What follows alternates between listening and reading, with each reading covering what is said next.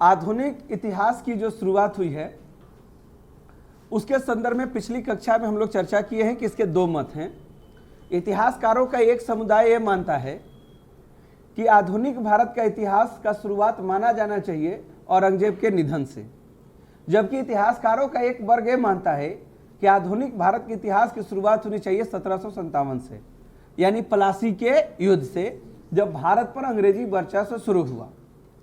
इसी पाठ्यक्रम के क्रम में जब हम लोग आधुनिक भारत में जाएं और ऐसा मान करके चलें कि 1707 में ही मध्यकाल का अंत हो गया, मतलब मध्यकाल जिसकी स्थापना कुतुबुद्दीन ऐबक ने गुलाम वंश के रूप में 1206 में की थी, वो 1707 में औरंगजेब के निधन के साथ समाप्त हो जाता है और भारत में तथाकथित तौर पर मुस्लिम राज्य का अंत माना जाता है और भारत में अंग्रेजी साम्राज्य की स्थापना का उदय काल माना जाता है।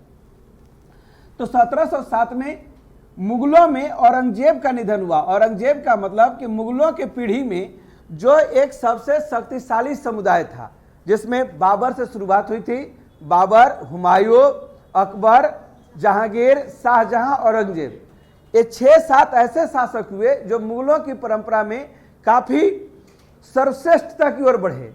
परंतु औरंगजेब के निधन के बाद कहने के लिए तो भारत में मुगल काल रहा, लेकिन मुगलों का प्रभाव भारत के ऊपर नहीं रहा। इसीलिए इतिहास के इस कालखंड का नामकरण क्या किया गया कि इसे उत्तर मुगल काल कहना चाहिए, मुगलों के उत्तर बाद का काल। लेकिन मुगल शासक हैं, ये अलग बात है कि पहले उनके राज्य में 21 प्रांत थे, जिसमें बीजापुर, गोलकुंडा मतलब आज के तमिलनाडु से लेकर के और पूरा पंजाब, लाहौर तक का क्षेत्र उनके पास शामिल था। लेकिन बाद के काल में मुगल दिल्ली तक सिमट जाएंगे और दिल्ली के भीतर केवल लाल किला के दरवाजे में बंद होकर सत्ता चलाएंगे, यानी मुगलों का वर्चस्व बिल्कुल नहीं रहेगा। इसी काल का नाम है उत्तर मुगल काल। उत्तर मुगल काल की जर्नी 1707 से शुरू होती है और 1857 के विद्रोह पर समाप्त होती है। इस काल को कंपनी काल के भी नाम से पुकारा जाता है। परंतु उत्तर मुगल काल के बारे में आप देखिए, उत्तर मुगल काल का शासक की ओर से जर्नी है तो बहादुर शाह प्रथम से जर्नी शुरू होती है और बहादुर शाह 2 पर इस जर्नी का अंत होता है। इतिहास कितना न्याय किया है आपके साथ, कुछ याद नहीं करना है। उत्तर मुगल काल का प्रथम शासक कौन था, तो बहादुर शाह प्रथम, और अंतिम शासक कौन था, तो बहादुर शाह द्वितीय। ठीक है, यानी पहले से दूसरे तक का इतिहास उत्तर मुगल काल है। इस क्रम में अगर पूरे शासकों के बारे में हम लोग थोड़ा थोड़ा डिटेल विवरण देखें तो कहा जाता है कि औरंगजेब अपने तो बर्बाद हुआ ही, अपने राज सत्ता को तो बर्बाद हुआ ही, लेकिन दिमाग से ही कुछ उचित व्यक्ति नहीं था। क्यों? अपने बाप को बंधक बना करके उसने सत्ता प्राप्त की थी। तो इसके दिमाग में भी यह प्रश्न चलता था कि अगर हमारा बेटा भी योग्य निकल गए तो हमारा भी कर्म वही होगा जो हम किए हैं। इसीलिए वो अपने पुत्रों को कभी योग्य भी नहीं होने दिया, उनको आगे बढ़ने का अपॉर्चुनिटी भी नहीं दिया। फिर भी उन सब के बीच में मुअज्जम, आजम, कामबख्श और शाह आलम II, उसके भी 4 बेटा थे। 65 वर्ष की अवस्था में शाह आलम जुजो के युद्ध में कामबख्श को हरा करके, अपने भाई को हरा करके बहादुर शाह प्रथम का टाइटल लिया और दिल्ली की गद्दी पर बैठा। ठीक है, यानी पहला उत्तर मुगल काल का शासक बहादुर शाह प्रथम है। इसका कार्यकाल 1707 से 12 है, 5 सालों के लिए गद्दी पर बैठा है। इसका ओरिजिनल नाम है शाह आलम प्रथम और इसकी जो उपाधि है वह है बहादुर शाह प्रथम। कहा जाता है इसके बारे में कि इस कार्यकाल में इसने पहला फोकस तो यही किया कि औरंगजेब के मरने के पहले जाट अलग रुष्ट थे, राजपूत भी रुष्ट थे, सिख गुरु जो थे गोविंद सिंह और उनका उत्तराधिकारी बंदा बहादुर वो भी रुष्ट थे, सब उसके आचरण से दुखी थे। तो इसने आते आते तो पहला काम यही किया कि अधिकांश से अधिकांश राजाओं को किसी न किसी प्रकार से प्रसन्न करने का प्रयास किया जाए और जो साम्राज्य के भीतर के विवाद हैं उन विवादों को कुछ कम करने की कोशिश की जाए। इसके तहत इसने जो बड़े बड़े स्टेप उठाए उनमें यह था कि गुरु गोविंद सिंह के सम्मान में इसने खियलत और उच्च मनसब दिया, ठीक है, ताकि गुरु गोविंद सिंह के सम्मान से सिखों का जो हमारे प्रति रुष्ट रवैया है, चाहे जो विद्रोह कर रहे हैं, वो शांत हो जाए। दूसरा समस्या का समाधान के लिए मराठों में एक इतिहास आपको याद होगा, औरंगजेब क्या किया था, जब शिवाजी के बेटा की हत्या की थी भीमा कोरेगांव में, तो वहां पर उस हत्या करने के बाद उनकी पत्नी येसुबाई और उनके पुत्र साहू जी को बंदी बना के ले आया था। तो साहू जी के बेटे और साहू जी की पत्नी को उसने क्या किया, रिहा कर दिया, साहू जी को रिहा किया और उनकी मां येसुबाई को रिहा किया। जब ये दोनों बाहर आए तो हालांकि अपने उत्तराधिकार का युद्ध लड़े, लेकिन साहू जी को छोड़ने से मराठों और मुगलों के रिश्ते में सुधार हुआ। ऐसे और भी कई स्टेप उठाए गए ताकि पहले विद्रोह को दबाया जा सके। इसके इसी सब गुण के कारण सिडनी ओवेन एक ब्रिटिश इतिहासकार हैं जो इस बात को लिखते हैं कि यह अंतिम मुगल शासक है जिसके बारे में दो चार चंद लाइनें अच्छी कही जा सकती है, नहीं तो इसके बाद वाला का तो भगवान जाने कि मुगलों का भविष्य क्या होने वाला है। ये अंतिम व्यक्ति है जिसके बारे में कुछ कर दिए, लेकिन इस अंतिम व्यक्ति के बारे में भी खाफी खाए एक इतिहासकार हैं, वो लिखते हैं कि राजकीय कामकाज में इतना लापरवाह था कि इसकी उन्होंने टाइटल दी थे साहेब बेखबर, मतलब ये साहब ऐसा है जिसको साम्राज्य का ही खबर।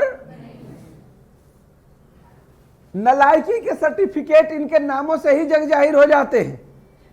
सबके नाम के आगे देखिए कितने महत्वपूर्ण टाइटल लगे हुए हैं।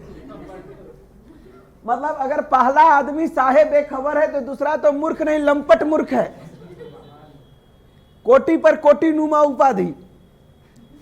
उसके बाद वाला आदमी तो कायर ही नहीं है, ऐसा कायर है कि घृणा कर सके, और उसके बाद वाला को तो कहना ही नहीं, रंगीला आदमी है, ठीक है। तो इससे पता चलता है कि मुगलों के खानदान में जहां बाबर, अकबर, जहांगीर, शाहजहां जैसे बड़े बड़े लोग जन्म लेते थे, उनके बीच में उन्होंने क्या क्या कर्म किए होंगे, ठीक है। तो एक इतिहास बहादुर शाह को आपसे पूछे तो बहादुर शाह से प्रश्न क्या आएगा, पहला, बहादुर शाह का वास्तविक नाम क्या है, शाह आलम प्रथम। किस युद्ध में बहादुर शाह ने उत्तराधिकार का युद्ध जीता, जुजो का युद्ध, आपके नोट्स में है, उसको आप स्टडी कर सकते हैं। 7 से 12 तक रहा। सिडनी ओवेन ने किसके बारे में लिखा है कि अंतिम मुगल बादशाह है, जिसके लिए चंद अच्छी लाइनें कही जा सकती हैं, तो बहादुर शाह प्रथम के लिए। और साहेब बेखबर कौन है, तो बहादुर शाह प्रथम, और उसको एक टाइटल देने वाला आदमी कौन है, तो खाफी खां। अब आगे बढ़ते हैं, तो इसके उत्तराधिकार के तौर पर अगला शासक कौन हुआ, जहांगीर शाह। इसके नसीब में कितने साल की राज सत्ता है, 1 वर्ष, मतलब ये 1712 में आया और 1713 में दुनिया को अलविदा कह दिया।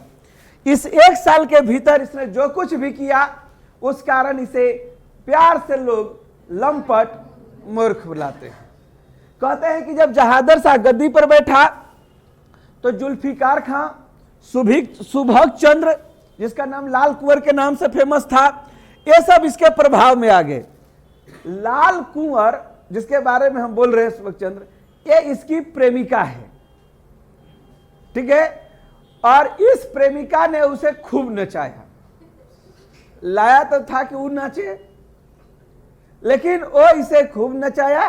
सत्ता पर उसी के प्रभाव होने के कारण और उसके प्रभाव में निर्णय लेने के कारण जहांगीर शाह के काल को लाल कुंवर के नाम से, लंपट मूर्ख के नाम से जाना जाता है।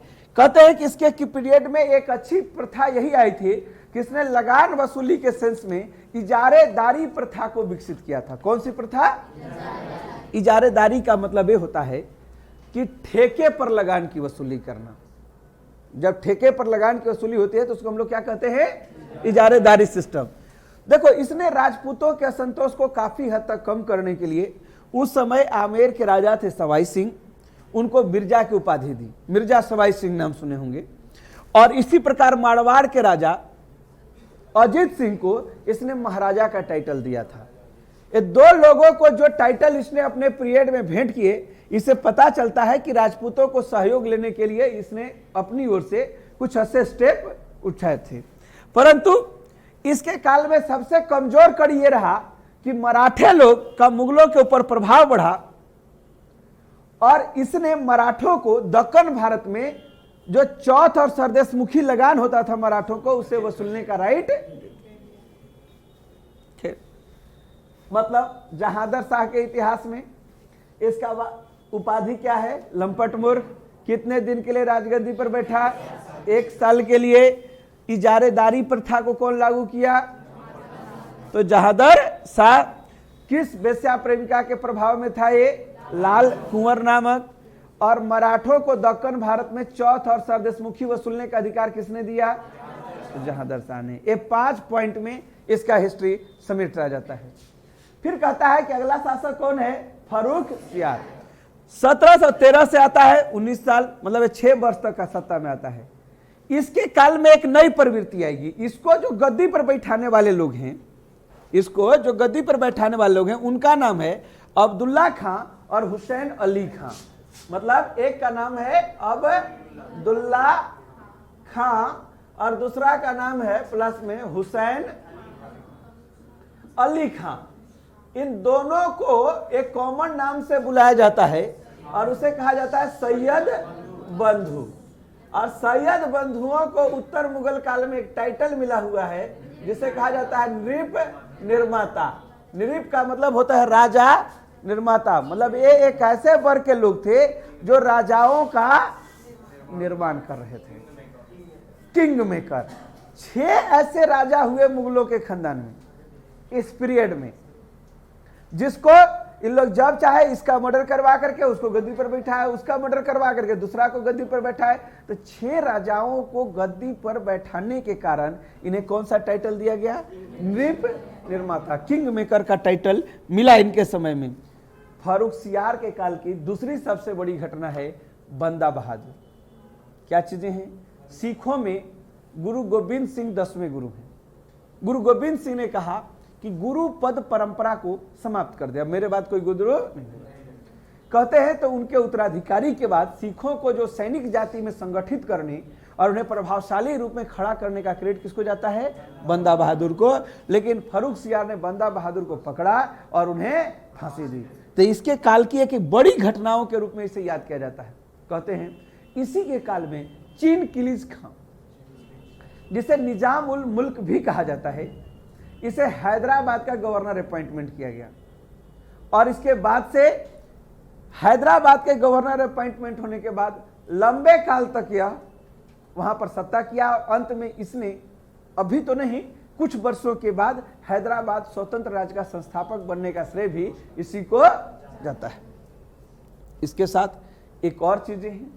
दिल्ली की संधि की मराठा के लोगों ने, मतलब मराठे पहली बार दिल्ली तक पहुंचे और दिल्ली की संधि की। और दिल्ली की संधि में सबसे बुरा पक्ष क्या था कि मुगलों ने इस बात को स्वीकार किया कि हम मराठों को लगान देंगे, चौथ और सरदेशमुखी।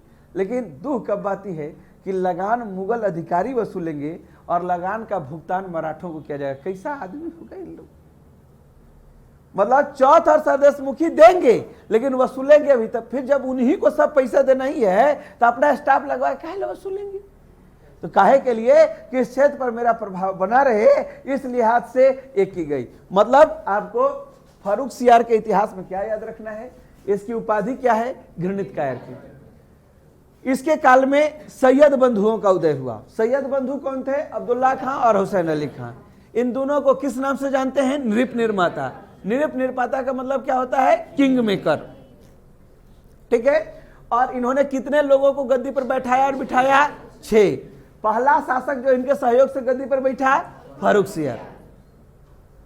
ठीक है। और अंतिम शासक है मोहम्मद शाह। ठीक है। ये इन लोग निपटा देगा उसको अपने पीरियड तक, आते आते तक। तो इसीलिए इसको किया जाता है। फर्रुखसियार से मराठों ने कौन सी संधि की? दिल्ली की संधि। जबकि फर्रुखसियार के बारे में एक बात और जो एग्जाम में पूछा जाएगा वो है कि बंदा बहादुर को फांसी किसने दी? तो फर्रुखसियार ने दी। अब उसके बाद आगे बढ़िए तो क्या नाम आएगा आपको? मोहम्मद शाह। मतलब मोहम्मद शाह 1719 में गद्दी पर बैठा और 48 तक गद्दी पर रहा। इसके इतिहास में इसे ज्यादातर महिलाओं के आसपास घिरे होने, उनके डांस मुजरा सुनने के कारण इसे रंगीला बादशाह का टाइटल दिया गया। ठीक है, रंगीला बादशाह का काल में सबसे बड़ी घटना क्या घटी? इसके काल तक आते आते मुगल पूरा राजवंश छिन्न भिन्न हो गया। इसी के पीरियड में मुर्शिद कुली खां अलग बंगाल की स्थापना कर लेंगे। इसी के पीरियड में सादत खां अवध राज्य की स्थापना कर लेंगे। इसी के पीरियड में निजाम उल मुल्क, जिसको भी हम बता रहे थे, चिनकिलिज खां हैदराबाद राज्य की स्थापना कर लेंगे। बंगस खां वगैरह रुहेलखंड राज्य की स्थापना कर लेंगे।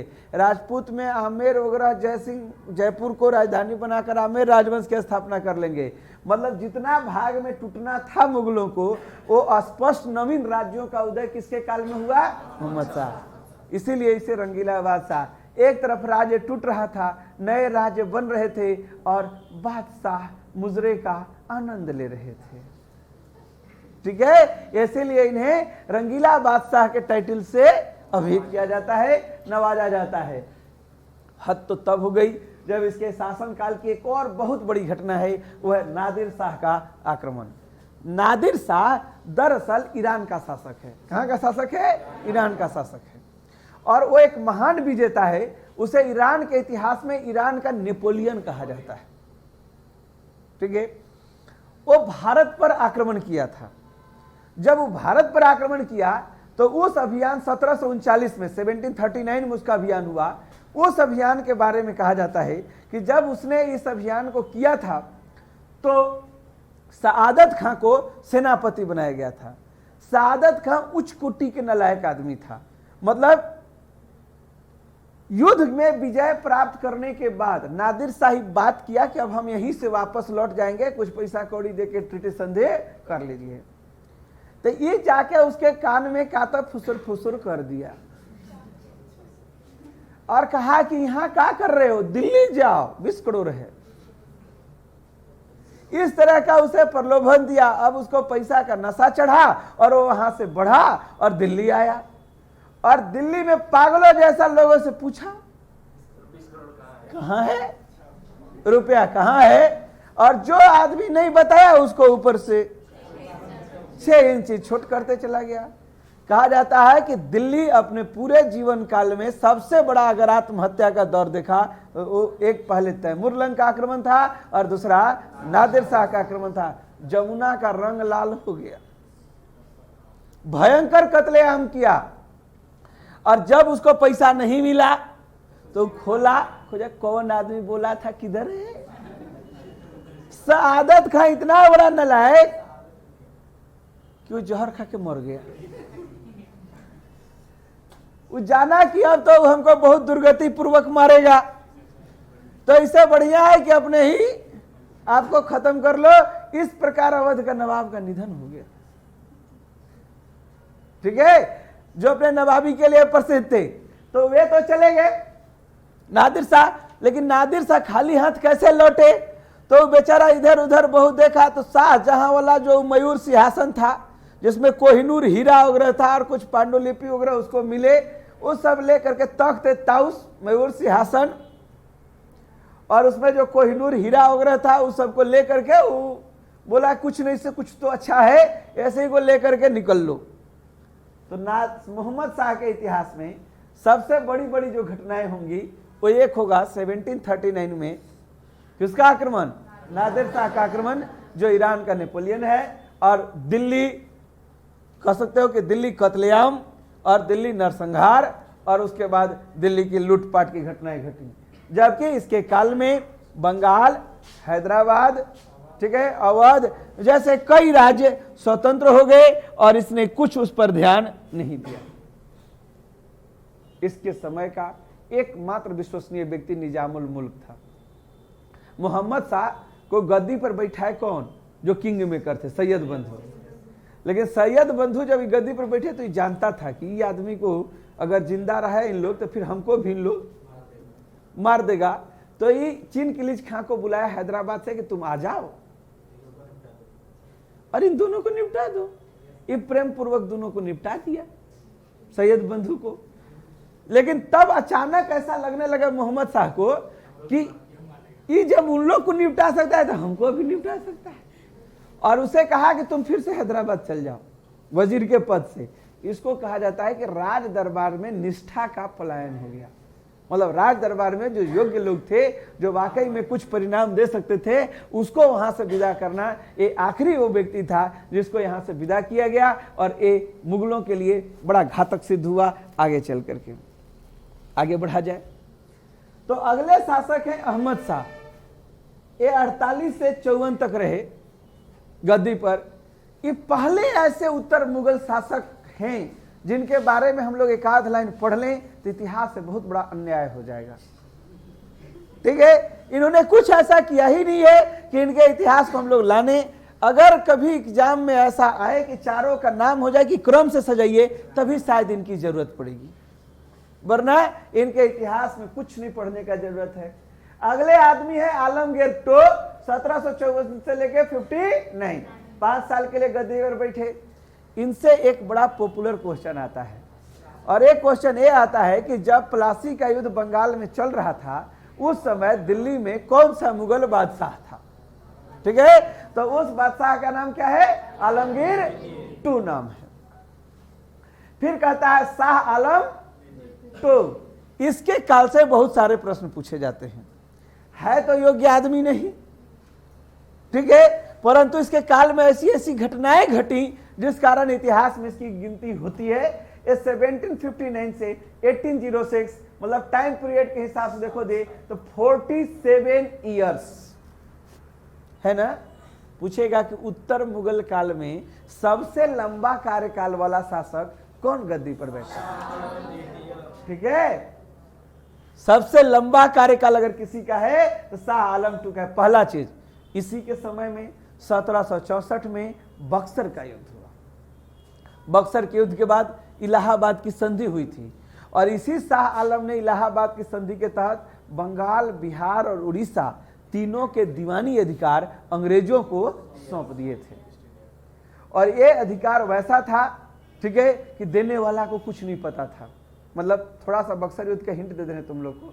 अंग्रेजों ने तय किया कि बंगाल के नवाब से मीर कासिम को उतार रहे हैं,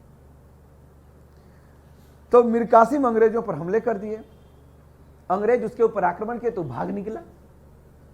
जब वो भाग निकला तो पटना और कुछ अंग्रेजों का कत्ल करते हुए आगे बढ़ा तो एक स्थान पर पहले से ही अवध का नवाब शुजा-उद-दौला और मुगल बादशाह जो अवध के नवाब घर गेस्ट बन के आयल था शाह आलम टू, ये दोनों बैठल थे और बैठ के कुछ चिनिया बादाम फोड़ रहे होंगे। उसी बीच में मीर कासिम की एंट्री होती है। परेशान आत्मा, तीनों मिले, बोले क्यों परेशान हो? बोले कि अंग्रेज बड़ा तंग किया हूं, हमारा पीछे कर रहे हैं। उस समय तक शुजा-उद-दौला नहीं जानता था कि अंग्रेज किस नस्ल के प्राणी है और कितना भारी लड़ाका है। बोला ऐसा बात, चलो तो चलते हैं, देखते हैं। और भाई लाल लश्कर है था, चाहे कुछ फौज वगैरह उसके पास है थी। तीनों बढ़ निकले तो लोग आए बक्सर। जब ये लोग बिहार के बक्सर में पहुंचा तो हेक्टर मुनरो नामक एक अंग्रेज 200 सिपाही के साथ खोजते आ रहा था कि ये नहीं भागल गया है मीर कासिम। मीर कासिम भी टाइट था, अकेले थोड़े ना है, शाह आलम टू है, शुजा-उद-दौला है, हम है, 3 आदमी है, हो जाए। लेकिन उस 200 फौज इसको तीनों को हरा दिए। हराए तो अंग्रेजों का भेजा फराई, दिमागे गया। का जीत लिए। आप कौन है? मुगल बादशाह। तब तो पूरा इंडिया जीत लिए। उसके नीचे वाले आए, आप कौन है? अवध का, मतलब इलाहाबाद से लेके बनारस से लेके गाजियाबाद, मतलब दिल्ली किधर, बनारस किधर, इलाहाबाद किधर, लखनऊ किधर, सब जीत लिए। तो उन लोग का भी दिमाग नहीं काम किया, अब क्या करें। तो लॉर्ड क्लाइव को लोग बुलाया लंदन से कि तुम आके कुछ करो। क्या क्या जीत लिए हैं पता नहीं चल रहा। और लॉर्ड क्लाइव इतना चतुर आदमी कि वो पहले संधि की, अब तीनों से अलगे, ठीक है, तीनों मुर्गा को हलाल करना है, ठीक है। तो पहला जो है शाह आलम से किया गया। शाह आलम कहा कि आप बंगाल, बिहार, उड़ीसा का दीवानी अधिकार हमको दे दीजिए। मतलब ये तीनों राज्य से आज से लगान वसूली हम लोग करेंगे और लगान का पैसा हम लोग के पास आ जाएगा। बेचारा मुगल बादशाह, और इसके बदले में 26 लाख आपको पेंशन भी मिलेगा और अब कड़ा और इलाहाबाद के सूबेदारी भी ले लीजिए। शाह आलम बहुत देर तक तो समझ ही नहीं पा रहा जीते हैं कि हारे हैं। अरे जो देना है वो तो अपना है नहीं। बंगाल तो कब का स्वतंत्र हो गया है, मुर्शिद कुली खां के काल में। इन लोग बोल रहे हैं कि बंगाल दे दीजिए, ले लो। बदले में 26 लाख रुपया भी दे रहा है एक्स्ट्रा गेन, 2 प्रांत की सूबेदारी भी दे रहा है। वो खुशी से उछल उछल के दे रहा है जो लेना है।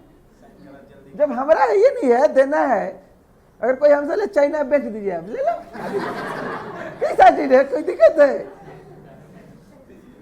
ठीक है, बाद में अंग्रेज बोल रहे कि हम लोग उनसे छीन लेंगे, आप खाली लिख के दे दीजिए कि ये मेरा है। इस टाइप का पॉलिटिक्स का वो इजाद किया।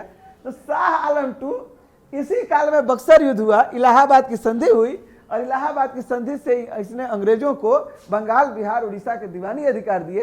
इसे भी 26 लाख का पेंशन मिला। ये भी खुश था। ये बेचारा ऐसा जीवन में पहला युद्ध में भाग लिया था जिसमें लड़े भी नहीं, किसी के गेस्ट बन के गए हैं, गेस्ट टाइप का लड़ाई लड़े हैं और गेस्ट का ही संपत्ति को दान कर दिए हैं। ठीक है, सब कुछ अनोखा है। लेकिन ये अंग्रेजों का माइंड सेट है जो आगे चल के और क्लियरली तो लोगों को समझ में आएगा कि क्या दिमाग चला था लॉर्ड क्लाइव का। फिर इसके काल में दूसरी घटना घटी।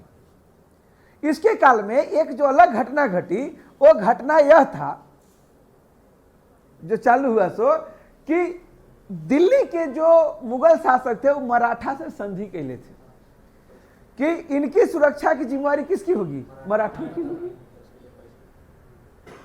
ठीक है, और इसी बीच में भारत पर जब नादिर शाह मर गया तो उसका उत्तराधिकारी हुआ था अहमद शाह अब्दाली। वो भारत पर कई अभियान ऑटोमेटिक कर चुका था। उसको दुर्रे दुर्रानी कहते हैं, युग का मोती, उसके हिंदी होता है युग का मोती। मतलब नादिर शाह को ईरान का नेपोलियन कहते हैं और अहमद शाह अब्दाली को दुर्रे दुर्रानी कहते हैं।